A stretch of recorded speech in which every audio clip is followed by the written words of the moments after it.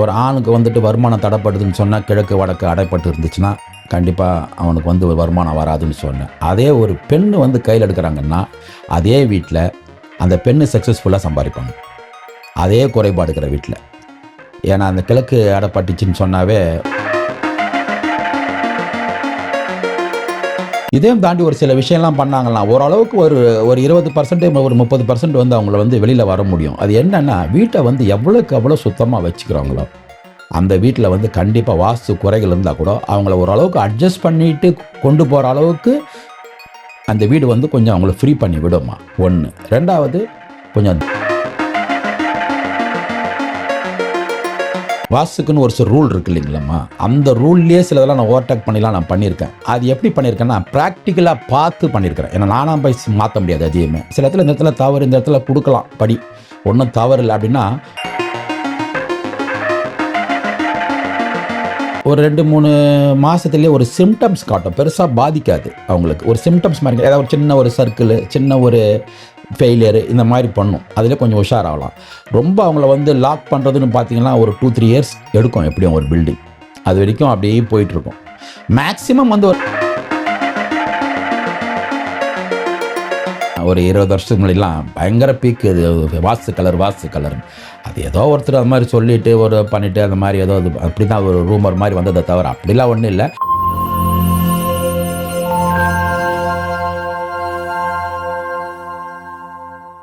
Cosmoview நேயர்கள் அனைவருக்கும் வணக்கம். இன்னைக்கு நம்ம கூட ஸ்ரீ சாய் வாஸ்து நிபுணர் நாராயணன் அவர்கள் இணைந்திருக்காங்க. வாஸ்து குறித்த நம்முடைய சந்தேகங்களை அவர்கிட்ட கேட்டு தெரிஞ்சுக்கலாம். வணக்கம் சார். வணக்கம். எப்படி இருக்கீங்க சார்? நல்லா இருக்காங்கம்மா. சார், இன்னைக்கு நிகழ்ச்சியில வந்து நிறைய பேர் வந்து இன்றைய காலகட்டத்தில் நல்லா சம்பாதிக்கிறாங்க. தேவையான பொருளாதார வசதிகள் நம்ம எல்லாருக்குமே இருக்கு.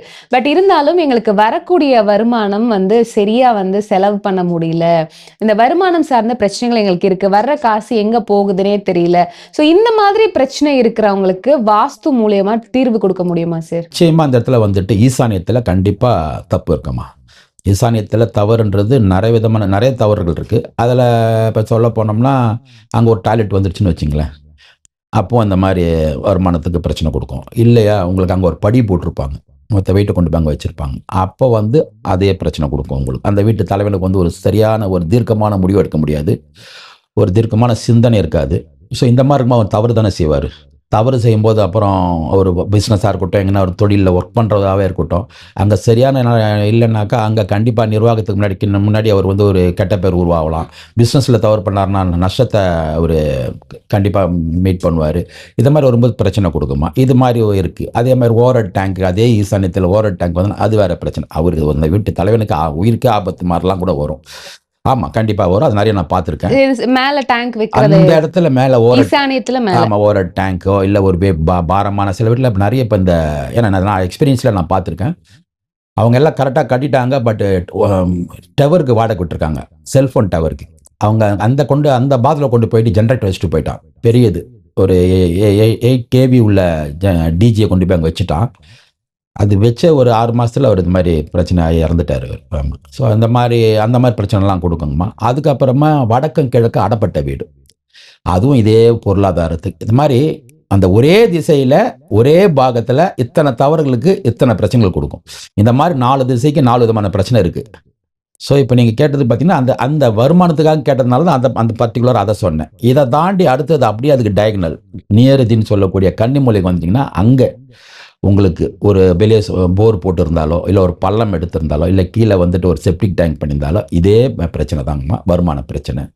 வருமான பிரச்சனை கூட சேர்ந்து உங்களுக்கு கொஞ்சம் வியாதிகளும் வர ஆரம்பிக்கும். அங்கே இதெல்லாம் பண்ணுங்கம்மா. அங்கே இந்த வருமானத்தை கெடுக்கிறது இந்த 2 பாகங்கள் அவங்களுக்கு. அதில் மேஜராக ரோல் பண்ணுறது வந்து இந்த ஈசானியம் தான். அடுத்தபடியாக இங்கே நியரதி. ஓகே. இப்போ இந்த ஈசானியத்துல பிரச்சனை இருந்தா வருமானத்துல தடைகள் ஏற்படும் அப்படின்னு நீங்க சொன்னீங்க. இப்போ இந்த ஈசானியத்துல வெயிட்டான பொருட்களோ படிக்கட்டுகளோ பாரமான பொருட்கள் வைக்கக்கூடாது அப்படின்னு நீங்க சொல்லியிருந்தீங்க. இப்போ இந்த ஈசானியம் என்ன மாதிரி இருக்கணும் சார்? ஈசானியத்தில் வந்து எந்த விதமான ஒரு பொருளோ வெயிட்டோ வைக்காம வீட்டுக்கு உள்ளே வந்த பாகமாக இருந்தாலும் சரி, இல்லையா தாய் செவருக்கும் தந்தை செவத்துக்கும் உள்ள அந்த பிட்வீன் கேப் செட்பேக்குன்னு சொல்லக்கூடிய இடத்துல அங்கேயும் ஒரு சனி, அங்கேயும் அதே மாதிரி வரும். வாஸ்தானி மூலை, நம்ம ஈசானிய மூலைன்னு சொல்லுவோம் இல்லையா, அந்த பாகத்துலேயும் சரி எவ்வளோக்கு எவ்வளோ சுத்தமாகவும் வெயிட் இல்லாமல் நீட்டாக வச்சுக்கிட்டாங்கன்னா கண்டிப்பாக ரொம்ப நல்லாயிருக்கும். அதோடு இல்லாமல் காற்றோட்டமாக இருக்கணும். அங்கே வந்து வீட்டுக்குள்ளே வந்து ஜன்னல் வரணுமா, வீட்டுக்கு வந்து கண்டிப்பாக அந்த இடத்துல வந்துட்டு வடக்குலேயும் ஈசானியத்திலையும் கிழக்கு ஈசானியத்திலும் ஒரு நல்ல ஒரு பெரிய விண்டோ வச்சுட்டாங்கன்னா, ஜன்னலை வச்சுட்டாங்கன்னா கண்டிப்பாக பொருளாதாரம் நல்லாவே இருக்கும். ஓகே. ஸோ ஈசானிய மூலையில நம்ம ரூம் மாதிரி ஏதாவது பிளான் பண்ணோம் அப்படின்னா என்ன ரூம்ஸ் நம்ம அங்கே போடுறது கரெக்டாக இருக்கும் சார்? நான் பொதுவாக வந்து ரூம்ஸ் அங்கே பண்ணாதீங்கன்னு சொல்லுவேன். ஆனால் அதே ஒரு 1000 ஸ்கொயர் ஃபீட் 900 ஸ்கொயர் ஃபீட்டில் வீடு கட்டணும், கண்டிப்பாக அவங்களுக்கு வந்து அதை அங்கே வேஸ்ட் பண்ண முடியாது. அங்கே ஒரு ரூம் போட்டு தான் ஆகணும். குழந்தைங்களுக்கு கொடுக்கலாம், பெரியவங்களுக்கு கொடுக்கலாம், ஓரளவுக்கு பெருசாகவே போட்டுக்கோங்கன்னு சொல்லிடுவேன். அதாவது நெறிதில் போடக்கூடிய மாஸ்டர் பெட்ரூமுக்கு ஈக்குவலாக மேக்ஸிமம் போட்டுக்கோங்க, அதை விட சின்னதாக பண்ணாதீங்க அப்படின்னு சொல்லி அட்வைஸ் பண்ணியிருக்கிறோங்கம்மா.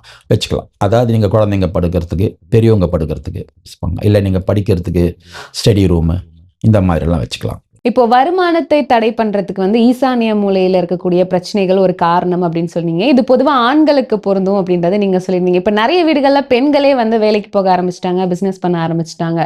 ஸோ இந்த மாதிரி இருக்கக்கூடிய பெண்களுக்கு வாஸ்து சார்ந்த வீட்டில் ஏதாவது குறைபாடு இருந்தது அப்படின்னா அவங்களுடைய வருமானம், ஸோ அவங்களுடைய பிசினஸ் பாதிக்கிறதுக்கான வாய்ப்புகள் இருக்கு. அதற்கான வாஸ்து அமைப்புன்னு ஏதாவது இருக்கா? கண்டிப்பாக இருக்குங்கம்மா. அதாவது இப்போ நான் ஏற்கனவே சொன்னேன், ஒரு ஆணுக்கு வந்துட்டு வருமானம் தடைப்படுதுன்னு சொன்னால் கிழக்கு வடக்கு அடைப்பட்டு இருந்துச்சுன்னா கண்டிப்பாக அவனுக்கு வந்து வருமானம் வராதுன்னு சொன்னேன். அதே ஒரு பெண்ணு வந்து கையில் எடுக்கிறாங்கன்னா அதே வீட்டில் அந்த பெண்ணு சக்ஸஸ்ஃபுல்லாக சம்பாதிப்பாங்க, அதே குறைபாடு இருக்கிற வீட்டில். ஏன்னா அந்த கிழக்கு அடைப்பட்டுச்சுன்னு சொன்னாவே உங்களுக்கு ஆண்கள், கிழக்கும் மேற்கும் ஆண்களுக்குள்ளான பாகம், வடக்கும் தெற்கும் பெண்களுக்கு உண்டான பாகம். கிழக்கு அடிப்பட்டுச்சுனாவே அங்கே ஆட்டோமேட்டிக்காக வீக் ஆகிடுறான் ஒரு ஆண். பெண்கள் தான் அங்கே கையில் எடுக்கிறாங்க. அப்போ அவங்களுக்கு அது வந்து ஒர்க் பண்ணுங்கம்மா. இப்போ நீங்கள் மேக்ஸிமம் பார்த்தீங்கன்னா பெண்கள் வந்துட்டு ஒரு குடும்பத்தை எடுத்து நடத்துகிறாங்கன்னு நீங்கள் ஒரு சர்வே எடுத்திங்கன்னா, ஒரு 100 குடும்பத்தை எடுத்திங்கன்னா கண்டிப்பாக 75 குடும்பம் கண்டிப்பாக பார்த்தீங்கன்னா கிழக்கு அடப்பட்ட வீடாக தான் இருக்கும். பெண்களுடைய வருமானமே தடைப்படுது, இல்லை பெண்கள் தொடர்ந்து ஒரு பிஸ்னஸாக பண்ணுறாங்க, லாஸ் ஆகுது, பெரிய வருமானம் கிடையாது, போட்ட காசு கூட எடுக்க முடியல. ஸோ பெண்களுக்கு இந்த மாதிரி வாஸ்து ரீதியான ஏதாவது பிரச்சனை இருக்குமா சார்? கண்டிப்பாக இருக்குமா. அந்த வாசல்னு சொல்கிறோம், அந்த ஈச்ச வாசலில் வந்து மாட்டிக்கும் சில நேரத்தில். அதுக்கப்புறம் இந்த மாதிரி போர் போட்டிருப்பாங்க. இதை நம்ம அங்கே போய் அனலைஸ் பண்ணும்போது தான் தெரியும். இது பொதுவாக நம்ம சொல்லிடுறோம் இதெல்லாம் இருக்கும்னு. எக்ஸாக்டாக நம்ம சொல்லணும்னா அங்கே போய் பார்த்துட்டு எல்லாம் சரியாக இருக்கும், ஏதாவது ஒரு பாயிண்ட் அங்கே தப்பு இருக்கும். இப்போ நம்ம வந்து ஒரு யூகத்தில் இதெல்லாம் இருந்துச்சுன்னா இதெல்லாம் இருக்கும் அப்படின்னு நம்ம சொல்கிறோம். இதையெல்லாம் தாண்டி கூட சில பிரச்சனைகள் இருக்கும். அது நம்ம அங்கே ஸ்பாட்டில் போய் நின்று பார்க்கும்போது தான் எல்லாமே தெரிய ஆரம்பிக்கும். இதுக்கெல்லாம் மேலங்கம்மா இன்னொரு விஷயம், வாஸ்துன்றது நான் எவ்வளோ உண்மை எவ்வளோ கரெக்டு, அது வந்து கரெக்டாக ஒர்க் பண்ணுதுன்னு சொன்னாலும் இதையும் தாண்டி ஒரு சில விஷயம்லாம் பண்ணாங்கன்னா ஓரளவுக்கு ஒரு 20% ஒரு 30% வந்து அவங்கள வந்து வெளியில் வர முடியும். அது என்னன்னா, வீட்டை வந்து எவ்வளோக்கு எவ்வளோ சுத்தமாக வச்சுக்கிறாங்களோ அந்த வீட்டில் வந்து கண்டிப்பாக வாஸ்து குறைகள் இருந்தால் கூட அவங்கள ஓரளவுக்கு அட்ஜஸ்ட் பண்ணிட்டு கொண்டு போகிற அளவுக்கு அந்த வீடு வந்து கொஞ்சம் அவங்கள ஃப்ரீ பண்ணி விடுமா. ஒன்று. ரெண்டாவது கொஞ்சம் தர்மம். அதான் நான் ஏற்கனவே சொல்லியிருப்பேன் நிறைய இன்டர்வியூலலாம். கொஞ்சம் நம்மளால் முடியாதவங்களுக்கு, வீட்டு வேலை செய்கிறவங்களுக்கு, இல்லை ஒரு இந்த துப்புரவு தொழிலாளி இவங்களாம் இருக்காங்க, அவங்களெலாம் வந்து நிறையா அந்த மாதிரி முடிஞ்சது காசு கொடுக்குறது, ஏதாவது சாப்பிட்றது கூப்பிட்டு வெயில் நேரத்தில் வந்திருப்பாங்க சாப்பாடு கொடுக்குறது, இந்த மாதிரிலாம் கொஞ்சம் பண்ணாங்கன்னாவே அவங்க நிறைய மாற்றோட. ரெண்டாவது நீட்டாக வச்சுக்கலாம். நிறைய வீட்டுக்கு நான் போகிறேன், கண்டபடி போட்டு வச்சுருப்பாங்க துணியெல்லாம். இதெல்லாம் வந்து ரொம்ப தவறு. இதெல்லாம் நீங்கள் 100% வாஸ்து பண்ணிவிட்டு ஒரு வீட்டை நீங்கள் குப்பை மாதிரி வீடு வச்சுருந்தீங்கன்னா ஒர்க் பண்ணாதுங்கம்மா. ஓகே. இப்போ இந்த நிறைய வாஸ்து பார்க்கக்கூடிய வாஸ்து நிபுணர்கள் வந்து நிறைய பேருக்கு வந்து இந்த பிரமிட் மாதிரியான பொருட்கள் எல்லாம் வீட்டில் வந்து வைக்க சொல்றாங்க. இது வாஸ்து குறைகளை நீக்குமா சார்? கண்டிப்பாக நீக்காதுங்கம்மா அது. ஏன்னா நான்லாம் நிறைய பார்த்துருக்கேன். இப்போ சில இடத்துல வந்துட்டு வாஸ்துவே வந்துட்டு வாஸ்துக்குன்னு ஒரு சில ரூல் இருக்கு இல்லைங்களாம்மா, அந்த ரூல்லேயே சிலதெல்லாம் நான் ஓவர்டேக் பண்ணிலாம் நான் பண்ணியிருக்கேன். அது எப்படி பண்ணியிருக்கேன்னா ப்ராக்டிக்கலாக பார்த்து பண்ணியிருக்கிறேன். ஏன்னா நானாக போய் மாற்ற முடியாது எதையுமே. சில இடத்துல இந்த இடத்துல தவறு, இந்த இடத்துல கொடுக்கலாம் படி, ஒன்றும் தவறு இல்லை அப்படின்னா நான் நிறைய பார்த்து ப்ராக்டிக்கலாக பார்த்து அந்த இடத்துல படி இருக்கிற வீடெல்லாம் செக் பண்ணி அவங்கெல்லாம் எப்படி இருக்காங்கன்னு அனலைஸ் பண்ணி அப்போ இங்கே கொடுக்கலாம் போல இருக்குது அப்படின்னு சொல்லிட்டுலாம் நான் பண்ணியிருக்கிறேன். ஸோ அந்த மாதிரி விஷயங்கள் வந்து நான் வாஸ்துவில் ப்ராக்டிக்கலாக பார்த்த விஷயங்களை நிறைய வாஸ்துக்கு அப்பாற்பட்ட விஷயங்களும் நான் பண்ணியிருக்கிறேன், பண்ணி கொடுத்துருக்குறேன். அது நல்லா தான் இருக்காங்க எல்லாருக்குமே. ஓகே. இப்போ புதுசா ஒரு வீடு கட்டி போறாங்க, இல்ல புதுசா ஒரு வீடு வாங்கிட்டு போறாங்க அப்படின்னா அவங்க அந்த வீட்ல எவ்வளோ நாள் இருக்கும்போது அவங்களுக்கு இந்த வாஸ்துனால ஏற்படக்கூடிய நல்ல விஷயங்களாகட்டும் இல்லை வாஸ்துனுடைய தோஷமும் நமக்கு தெரிய ஆரம்பிக்கும் சார்? அது அந்தந்த வீடை பொறுத்துமா. ஏன்னா இதுவும் என்னுடைய கரெக்டாக சொல்ல முடியாது. மேக்சிமம் பார்த்தீங்கன்னா ஒரு 2-3 மாசத்திலேயே ஒரு சிம்டம்ஸ் காட்டும். பெருசா பாதிக்காது அவங்களுக்கு. ஒரு சிம்டம்ஸ் மாரி ஏதாவது ஒரு சின்ன ஒரு சர்க்கிள், சின்ன ஒரு ஃபெயிலியர் இந்த மாரி பண்ணும். அதிலே கொஞ்சம் உஷாராகலாம். ரொம்ப அவங்கள வந்து லாக் பண்றதுன்னு பார்த்தீங்கன்னா, ஒரு 2, 3 இயர்ஸ் எடுக்கும் எப்படியும் ஒரு பில்டிங். அது வரைக்கும் அப்படியே போயிட்டுருக்கும். மேக்ஸிமம் வந்து ஒரு 5 வருஷத்துலேருந்து ஒரு 7 வருஷத்த தாண்டாதுங்கம்மா. மேக்ஸிமம் அது குடுக்க ஆரம்பிக்கிறது வந்து. அதுக்கு 7 வருஷம் தாண்டிட்டாங்கன்னா, அதுக்கப்புறம் அந்த வீடு ஒண்ணும் பிரச்சனை இல்லைன்னு அர்த்தம். Maximum 7 years. ஸோ இப்போ பொதுவா நம்ம வாஸ்து பார்க்கறது அப்படிங்கிறது, இப்போ லேண்ட் இருக்கக்கூடிய வீடு, அந்த மாதிரி ஃப்ளாட்ஸ்க்கெல்லாம் இப்போ பெருசா பார்க்கறது கிடையாது. இப்போ நெறைய மாடிகள் இருக்கக்கூடிய கட்டிடங்கள நம்மளால பார்க்க முடியும், சென்னை மாரியான சிட்டில. ஸோ இந்த மாரியான கட்டிடங்களுக்கெல்லாம் அப்போ வாஸ்து இல்லையா? ஏன்னா, இப்ப நம்ம சொல்ல மாதிரி அந்த அபார்ட்மெண்ட்ஸ்லலாம் வந்து பார்த்தீங்கன்னா, கிச்சன் அப்படின்னா ஒரே சைடா தான் எல்லாமே இருக்கும். பட் அதுல இருக்கக்கூடியவங்களுக்கு வேற வேற மாரியான பாதிப்புகள் ஏற்படுறது நம்மனால பார்க்க முடியுது. அப்போ ஃப்ளாட்டுக்கு தனி வாஸ்து, இண்டிபெண்டன்ட் ஹவுஸுக்கு தனி வாஸ்து அப்படி ஏதாவது இருக்கா அப்படிலாம் சார்? அப்படிலாம் ஒண்ணுமே இல்லங்கம்மா. வாஸ்துன்னா ஒரே ரூல் தாங்கம்மா. அதனால அதுல வந்து மாத்த முடியாது. என்ன நாங்க பண்ணுவோம்னு கேட்டீங்கன்னாக்கா, எவ்வளோ மேக்ஸிமம் பண்ண முடியுமோ பண்ணி குடுத்துருவோம். அவ்வளோதான். அது அவ்வளோதான் ஒர்க் பண்ணும். நீங்க 100% கொண்டாட முடியும். 100% எங்கேயும் பண்ண முடியாது. அது வேற விஷயம். ஒரு 70% தான் பண்ண முடியும். இவங்களுக்கு ஒரு 40லேருந்து 50% பண்ணி குடுப்போம். எதெல்லாம் பண்ண முடியுமோ பண்ணி குடுப்போம். அவ்வளோதான். நான் ஃப்ளாட்லன்னு வந்து பார்க்க வேண்டாம். அது ஒண்ணும் பிரச்சனை பண்ணாதெல்லாம் கிடையாது. என்ன ரூலோ அதுதான் எல்லா இடத்துலயும் ஒர்க் பண்ணும். ஃப்ளாட்ஸ் பொறுத்தவரைக்கும் நம்மனால எந்த சேஞ்சஸும் பண்ண இல்ல முடியாது அத இப்ப சார். கட்ட ஆரம்பிச்சதுனால நான் போயிட்டேன். அவங்க கூப்பிட்டாங்க. இன்னும் அவங்க வாசல்லாம் வைக்கல. அதனால போயிட்டு அவங்க கிட்ட பேசி அவங்க ஒத்துக்கிட்டாங்க. மேக்ஸிமம் பெருசாலாம் நீங்க ஒண்ணும் மாட்டோம். ஒரு ரூம்ஸ வேணா சேஞ்ச் பண்ணிக்கலாம் உள்ளுக்குள்ள. அவுட்டர வந்து கை வைக்க விட மாட்டாங்க உங்களுக்கு. அவுட்டர் எலிவேஷன் எல்லாம் ஒரே மாரி தான் இருக்கணும்னுவாங்க. அவங்க அந்த ரூல உடைக்கவே மாட்டாங்க. பட் இன்டீரியர்ல வந்துட்டுலாம் ஒண்ணும் பிரச்சனை இல்ல பண்ணலாம். பட் வாசல் எங்க வைக்கிற வாசல் அங்க வைக்கிறதுனால ஒண்ணும் இல்ல. ஸோ இது மாரிலாம் நான் நெறைய மாத்தி குடுத்துட்டேன். நெறைய பேருக்கு பண்ணியிருக்கிறேன். இப்ப ஒத்துக்கிட்டாங்க. ஒண்ணும் பிரச்சனை இல்ல பண்ணிடுறோம். ஆனா வச்சு முடிச்சுட்டு போயினதுக்கப்புறம் ஒண்ணும் செய்ய முடியாது. அதுக்கப்புறம் உடைக்கிறதுக்குலாம் விட மாட்டாங்க அவங்க. ஸோ அதுக்கு அந்த மாரி வீட்டுக்கு போகும்போது என்ன உள்ளுக்குள்ள ஏதாவது பண்ண முடியும்னா பண்ணி செய்து குடுத்துட்டு வந்துருவோம். ஓகே. சார் இந்த வாஸ்துவுக்கும், இந்த கலருக்கும் ஏதாவது தொடர்பு இருக்கா சார்? ஏன்னா நெறைய வீடுகள்ல ஒரு குறிப்பிட்ட கலர்ஸ் அப்படிங்கிறது ஆமா. ரொம்ப அது ஒரு ஃபார்மேட்டா ஆமாங்க. வச்சிருப்பாங்க. அது ஒரு காலத்துல இந்த காவி கலர்லாம் பார்த்தீங்கன்னா, ஒரு 20 வருஷத்துக்கு முன்னாடிலாம் பயங்கர பீக் இது வாஸ்து கலர்ன்னு. அது ஏதோ ஒருத்தர் அது மாரி சொல்லிட்டு, பண்ணிட்டு அந்த மாரி ஏதோ அது அப்படிதான் ஒரு ரூமர் மாரி வந்ததே தவிர, அப்படிலாம் ஒண்ணும் இல்ல.